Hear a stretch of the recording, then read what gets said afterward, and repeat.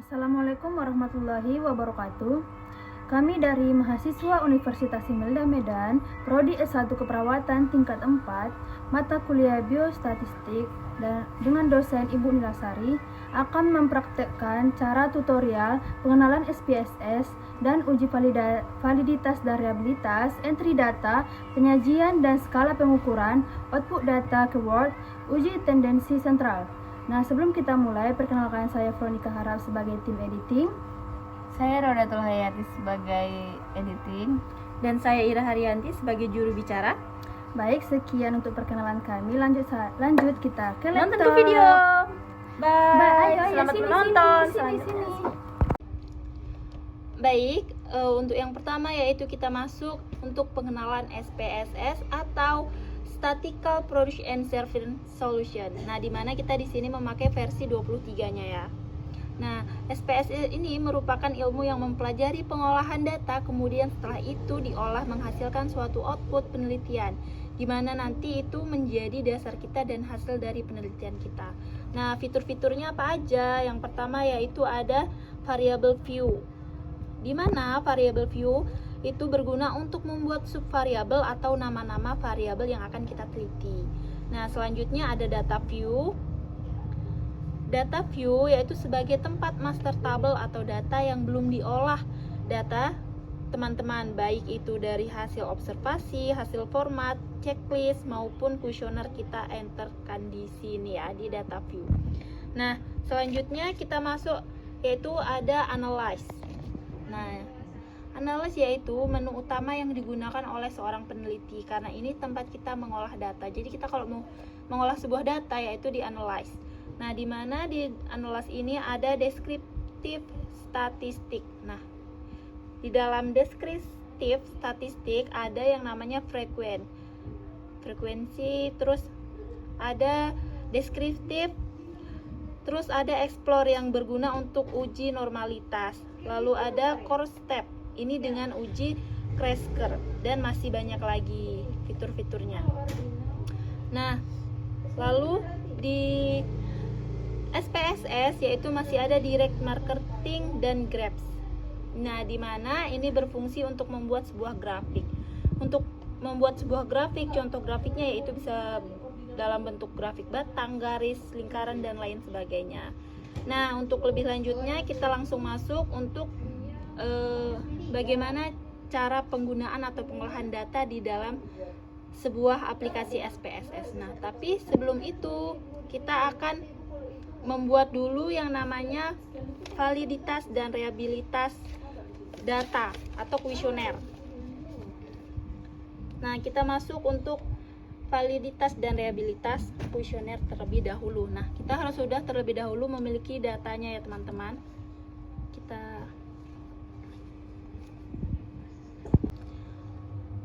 Oke, sekarang kita masuk untuk validitas dan reliabilitas sebuah kuesioner. Nah, sebagai contoh, di sini kami memiliki 4 buah pertanyaan atau 4 buah kuesioner dengan 4 tipe jawaban, di mana kode 1 tidak setuju, kode 2 setuju, kode 3 sangat setuju, dan kode 4 sangat tidak setuju. Nah, 4 pertanyaan ini kami lakukan kepada 30 responden. Dan di samping itu ada total score, di mana setiap responden yang telah menjawab kita jumlahkan dari pertanyaan 1, 2, 3, dan 4. Seperti itu ya. Nah, lalu untuk uji validitas kita masuk ke fitur analyze, lalu kita masuk ke korelate, bivariate. Nah, terus kita pindahkan semua fitur yang ada di sebelah kiri seperti pertanyaan 1, 2, 3, 4 dan skor ke variables. Nah, setelah kita pindahkan, kita klik OK. Nah, kita sudah mendapatkan hasil dari validitas kuesioner kita. Nah, kita lihat nih validitasnya dari total skornya. Di sini kami menggunakan R tabelnya yaitu 0,6. Di mana R hitung harus lebih besar dari R tabel. Nah, R hitungnya yaitu dari total skor. Di sini kita lihat untuk pertanyaan 1, 2, 3, dan 4 rata-rata di atas 0,6, berarti dapat kita nyatakan bahwa sebuah kuesioner yang tadi kita buat itu valid. Nah, lanjut kita akan membuat atau mengecek reliabilitasnya. Masuk lagi ke analyze, terus kita masuk ke scale, terus reliabilitas analis. Nah, ini kita masukkan juga tadi kayak tadi, cuman di reliabilitas total skornya nggak kita ikutkan ya. Terus kita oke kan? Oke. Nah, langsung nampak kan reliabilitasnya. Nah, dimana di sini kita dapat reliabilitas dari kuesioner kita 100%. Jadi, kuesioner yang kita buat itu valid dan bisa kita lakukan untuk penelitian kita. Oke. Oke, tadi setelah kita melakukan pengenalan SPSS dan validitas dan reliabilitas, sekarang kita masuk di entry data. Nah, entry data atau input data ini kita memindahkan data kita dari Excel ke aplikasi SPSS. Nah, kita masuk dulu di Excel. Nah, di sini kita menggunakan data faktor-faktor yang mempengaruhi kualitas hidup wanita penderita diabetes mellitus tipe 2 di sebuah rumah sakit nih. Nah, di mana sini kita memasukkan variabel kualitas hidup ke aplikasi SPSS kita. Nah, di name-nya kita buat kualitas hidup, tapi jangan pakai spasi ya teman-teman. Boleh menggunakan kata penghubung seperti garis bawah dan lain sebagainya. Lalu untuk tipenya numerik, width-nya 8 dan desimalnya kita pakai 0. Untuk labelnya kita buat kualitas hidup sesuai dengan name. Lalu value-nya kita memasukkan kode nih. Nah, untuk kode 1 yaitu kualitas hidup baik. Kualitas hidup baik. Terus kita ADD. Terus untuk kode 2-nya kita buat kualitas hidup buruk. Sama kayak tadi kita add. Oke, kita add. Nah, kalau udah kita oke kan. Nah, terus kita buat satu lagi. Kita masuk lagi ke Excel. Sekarang kita ambil di variabel umur, sama kayak yang tadi ya teman-teman. Kita masuk ke aplikasi SPSS. Nah, di bawah name kita buat umur. Oke. Numerik, weight dan desimalnya sama 0. Labelnya kita buat umur. Lalu untuk value-nya kode 1 yaitu umur di bawah 50 tahun. Kita add. Lalu untuk kode 2 umur di atas 50 tahun. Oke. Kita add. Dan kita oke kan. Nah, ini udah kelihatan kan. Nah, ini dia untuk mengentry data. Begitu juga untuk selanjutnya nih teman-teman. Untuk variabel-variabelnya yang lain boleh nanti langsung dimasukkan di name dan ngikutin cara kita yang tadi ya. Lalu kalau udah kita entry datanya, kita masuk di penyajian dan skala pengukurannya nih. Oke. Kita lihat di data view-nya ya. Nih, kan udah terlihat nih ada kualitas hidup dan umur. Nah, kita masuk dulu di kualitas hidup. Lalu kita ambil kodenya ya. Kodenya itu kita copy. Jangan sampai ada yang terlewat. Dan cukup angka-angkanya aja ya yang di copy, kodenya jangan ikut. Oke, kita copy.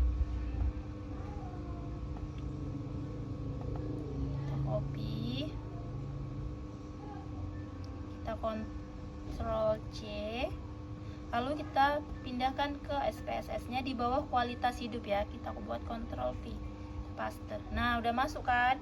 Sama yang umur juga kayak yang kualitas hidup tadi ya, kita buat caranya. Kita masuk di kodenya. Oke. Kita copy juga kayak tadi semuanya. Jangan sampai ada yang lewat. Kita copy. Terus kita paste di bawah umur. Nah, kan ini udah dapat. Terus kita masuk di variable view. Terus di sini kita buat ke ordinal ya. Kita pilih ordinal di mouse. Nah, kita buat ordinal di kualitas hidup. Dan untuk di umurnya kita masukkan nominal. Oke, nah kita masuk lagi di data view-nya. Terus kita masuk ke analyze. Terus deskriptif statistik, frekuensi. Nah, kita pindahkan kualitas hidupnya ke variabel. Terus kita oke kan? Oke. Nah, udah dapat nih. Kita bisa lihat kualitas hidup baik dan buruknya, yaitu frekuensinya 60-60. Berarti dari 120 ada 60 yang kualitas hidup baik dan 60 yang kualitas hidupnya buruk, yang berhubungan ya. Terus kita masuk lagi ke analyze, statistik, terus cross tab. Nah, di sini yang kualitas hidupnya kita buat di kolom dan umur kita buat di row. Oke. Terus kita oke kan? Oke. Nah, cross tab-nya udah dapet ya, teman-teman. Totalnya 60. Oke. Terus kita lanjut di output data ke Word. Tapi sebelum itu kita masuk lagi ke analyze. Terus kita masuk sama kayak data tadi, deskriptif, statistik, cross tab. Terus kita masuk ke cell. Nah, kita centang-centang nih ya, kayak yang kita buat di row dan total. Nah, udah dapat kan? Terus kita masuk lagi ke analyze. Sama kayak tadi, cross tab, terus di statistiknya. Terus kita checklist observasi. Oh, chi-square, maaf. Kita masuk di statistik, terus kita checklist chi-square dan risk. Terus risk, continue, dan kita oke kan. Nah, semua data kita udah pas nih kan. Tadi dari umur dan chi-square-nya udah ada, risk time-nya ada. Coba kita lihat ke atas.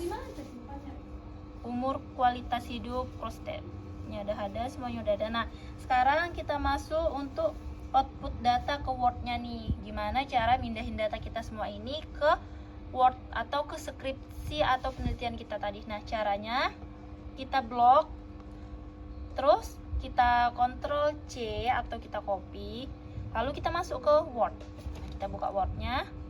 Nah, setelah itu tinggal kita paste aja, Ctrl V. Nah, kan udah terpindah nih semuanya. Nah, mudah kan? Jadi cuman gini aja cara pindahinnya. Oke.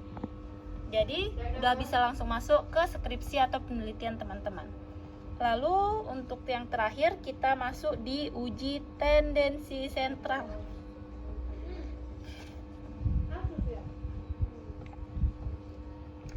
Oke, di sini kita itu mau melihat mean, Min, median,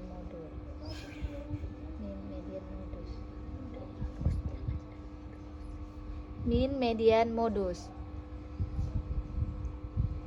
Di sini analyze. Terus kita masuk ke deskriptif statistik. Kita masuk ke frequency. Dan di sini kita masuk ke statistik. Sorry, kita pindahin umur dulu. Masuk ke statistik. Di sini kita cari min karena kita mencarinya nilai min, baru continue. Oke.